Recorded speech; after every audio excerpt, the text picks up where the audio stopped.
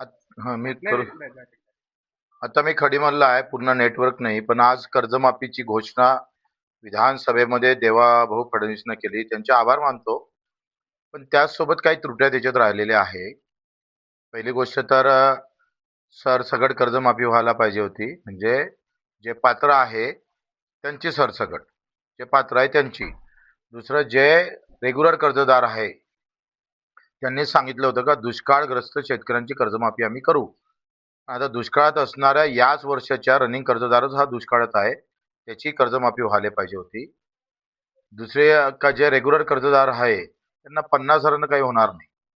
किमान 2 लाखाची कर्जमाफी करत असाल तर 1.5 लाख रुपये रेग्युलर कर्जदारांची सुद्धा प्रोत्साहन निधी आपण दिला पाहिजे. हा त्याच्यातला काही कमी कर्जमाफीमध्ये राहिलेला आहे. काही असो, जे सरकार तारखेपासून घाबरत होतं, दूर जात होतं. आम्ही जेव्हा मुंबईला कर्जमाफीसाठी मिटिंगला गेलो तेव्हा आमच्यावर खूप टीका झाल्या, पण त्या टीकेकरांना आता उत्तर भेटलेलं आहे. कर्जमाफीची घोषणा झालेली आहे. ह्या कर्जमाफीबाबत आता पुढं काय पवित्रा घ्यावा, त्यासाठी मग राजू शेट्टी असेल, नवलेजी असेल, वामनराव चटप असेल किंवा तुपकर असेल किंवा अधिक जे काही शेतकरी संघटनेचे नेते आहे त्यांच्यासोबत आम्ही लगेच 14 किंवा 15ला बैठक घेऊ आणि तिथं निर्णय आम्ही सांगू का नेमकं कशा पद्धतीनं आता सरकारला समोर जायचं.